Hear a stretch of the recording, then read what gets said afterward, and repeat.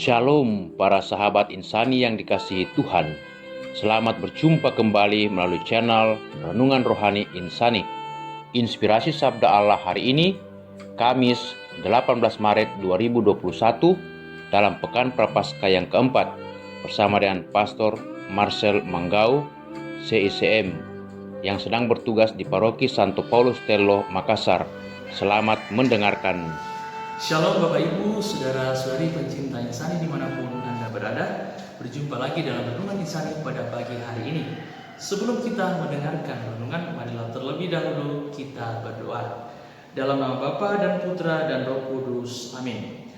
Allah Bapa yang kekal dan kuasa, kami bersyukur kehadirat-Mu karena Yesus Kristus Putra-Mu senantiasa membuka hati kami untuk memberikan kesaksian yang benar tentang Dikau. Semoga teladannya menguatkan kami untuk setia dalam segala tindakan hidup kami setiap hari. Demi Kristus Tuhan dan pengantara kami. Amin. Renungan hari ini akan kita ambil dari Injil Yohanes bab 5 ayat 31 sampai dengan 47. Sekali peristiwa Yesus berkata kepada orang Yahudi, "Kalau aku bersaksi tentang diriku sendiri, maka kesaksianku itu tidak benar. Ada yang lain yang bersaksi tentang aku, dan aku tahu bahwa kesaksian yang diberikannya tentang aku adalah benar. Kamu telah mengirim utusan kepada Yohanes, dan ia telah bersaksi tentang kebenaran. Tetapi aku tidak memerlukan kesaksian dari manusia. Namun aku mengatakan hal ini supaya kamu diselamatkan. Yohanes adalah pelita yang menyala dan bercahaya, dan kamu hanya mau menikmati seketika saja cahayanya itu. Tetapi aku mempunyai suatu kesaksian yang lebih penting daripada kesaksian Yohanes, yaitu segala pekerjaan yang diserahkan Bapa kepadaku, supaya aku melaksanakannya. Pekerjaan itu jugalah yang sekarang kukerjakan, dan itulah yang memberi kesaksian tentang aku, bahwa Bapa yang mengutus aku. Dialah yang bersaksi tentang aku. Kamu tidak pernah mendengar suaranya, rupanya pun tidak pernah kamu lihat, dan firman-Nya tidak menetap di dalam dirimu, sebab kamu tidak percaya kepada Dia yang diutusnya. Kamu menyelidiki kitab-kitab suci sebab kamu menyangka bahwa olehnya kamu mempunyai hidup kekal. Tetapi walaupun kitab-kitab suci itu memberi kesaksian tentang aku, namun kamu tidak mau datang kepadaku untuk memperoleh hidup itu. Aku tidak memerlukan hormat dari manusia. Tetapi tentang kamu, memang aku tahu bahwa di dalam hatimu kamu tidak mempunyai kasih akan Allah. Aku datang dalam nama Bapakku, dan kamu tidak menerima aku. Jikalau orang lain datang atas namanya sendiri, kamu akan menerima dia. Bagaimanakah kamu dapat percaya karena kamu menerima hormat seorang dari orang lain, tetapi tidak mencari hormat yang datang dari Allah yang esa? Jangan kamu menyangka bahwa aku akan mendakwa kamu di hadapan Bapa. Yang mendakwa kamu adalah Musa, yaitu Musa yang kepadanya kamu menaruh pengharapan. Sebab jikalau kamu percaya kepada Musa, tentu kamu akan percaya juga kepadaku. Sebab Musa telah menulis tentang aku. Tetapi jikalau kamu tidak percaya akan apa yang ditulis oleh Musa, bagaimanakah kamu akan percaya akan apa yang aku katakan? Demikianlah Injil Tuhan. Terpujilah Kristus. Bapak Ibu, saudara-saudari pencinta insani dimanapun Anda berada, seringkali sebagai manusia kita memiliki kecenderungan untuk mengharapkan sebuah penghormatan atau pujian dari sesama. Hal itu bisa terjadi ketika diri kita terbilang dalam tanda petik disebut-sebut sebagai orang yang mempunyai pengaruh yang luas, atau dengan kata lain, nama kita sering-sering disebut. Mungkin ada banyak perjuangan yang kita buat agar kita dikenal dan dihormati. Memang kita butuh pengakuan dari sesama, tetapi sayangnya kita seringkali terserang virus haus pujian atau hormat. Haus akan pujian, pengakuan, dan hormat itu ternyata bisa menempatkan diri kita sendiri sebagai pusat perhatian. Kita mentahtakan diri sendiri di atas semua yang lain. Menilai diri sendiri serba melampaui dari yang lain. Kalimat dan keyakinan tentang diri sendiri yang berkelebihan itu sering terungkap dalam nada bicara kita seperti ini. Ketika saya masih menjabat sebagai ketua, saya buat banyak hal dan selalu berhasil. Dalam nada bicara seperti ini, kita tergoda menciptakan dan mencari panggung demi menarik aplaus atau tepukan tangan atau puja-puji demi kepentingan diri sendiri. Sebaliknya, dalam bacaan Injil hari ini, Yesus memang menyatakan bahwa dia tidak membutuhkan hormat dari manusia. Karena memang kehormatan itu sejak awal telah ada dalam dirinya. Kehormatan itu nampak dalam kasih terhadap Allah Bapanya. Kehormatan itu pula dalam segala pekerjaan dan tindakannya sebagai yang diutus oleh Bapa. Kehormatannya terpancar pula dalam kesetiaannya kepada Bapa dan terutama dalam pengorbanannya yang terungkap di kayu salib dengan kata sudah selesai. Dalam Yesus, pujian dan hormat itu memang nyata dalam kasih-Nya. Saat kita sebagai manusia sungguh mengasihi Allah, kita pasti tahu apa artinya melakukan kehendak Allah. Allah tetap menjadi pusat perhatian dan selalu menjadi yang pertama dan utama dalam hidup kita. Tetapi Tuhan sebenarnya mau mengingatkan kita juga agar kita berhati-hati. Sebab ada yang cuma memakai nama Allah dan segala atribut yang berkenaan dengan Allah sebagai sarana untuk dalam tanda petik mengamankan diri demi kepentingan diri sendiri. Kalau kita renungkan kata-kata Yesus kepada orang Yahudi dalam bacaan Injil hari ini, maka tentu kita akan sadar keadaan kita sebagai manusia yang punya kecenderungan ke sana. Jikalau orang lain datang atas namanya sendiri, kamu akan menerima dia. Bapak, Ibu, saudara-saudari pencinta insani dimanapun Anda berada, sementara dalam bacaan Injil juga Yesus mengatakan bahwa kalau aku bersaksi tentang diriku sendiri, maka kesaksianku itu tidak benar.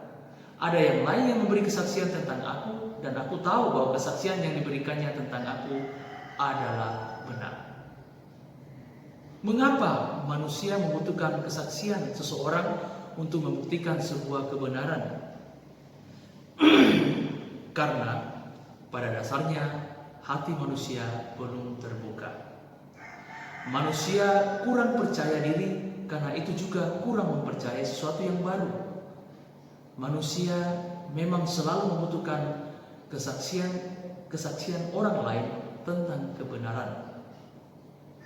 Kesaksian orang lain tentang hidup dan pekerjaan kita ternyata jauh lebih bermartabat daripada kesaksian diri kita sendiri.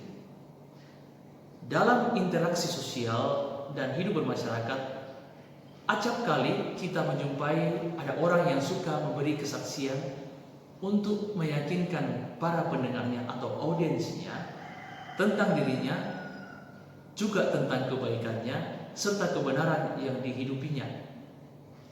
Kesaksian seperti ini malah menumbuhkan sikap keraguan-keraguan dari para pendengarnya. Yesus dalam bacaan Injil hari ini mengingatkan orang Yahudi dan kita semua bahwa kesaksian sejati tentang hidup dan kebenaran diri kita sejatinya mesti datang dari orang lain yang melihat, mengenal, dan mengalami kasih, kebaikan, dan kebenaran yang telah kita lakukan dalam hidup kita. Kesaksian orang lain tentang hidup kita jauh lebih bernilai daripada kesaksian diri sendiri.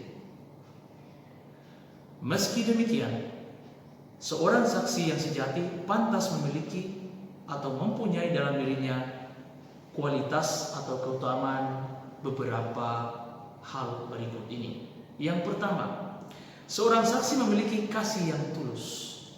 Ia terbuka kepada Allah dan sesama.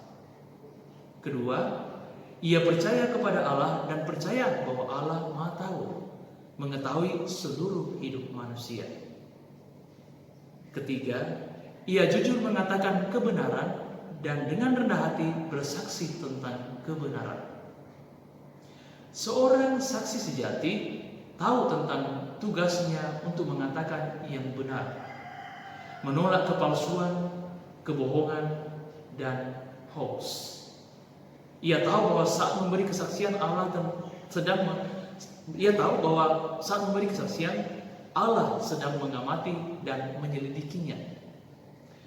Yesus dalam bacaan Injil hari ini menginspirasi kita semua untuk menjadi saksi kasih dan kebenaran tentang Allah yang diimani, dirasakan, dan dialami dalam perjuangan hidup kita setiap hari.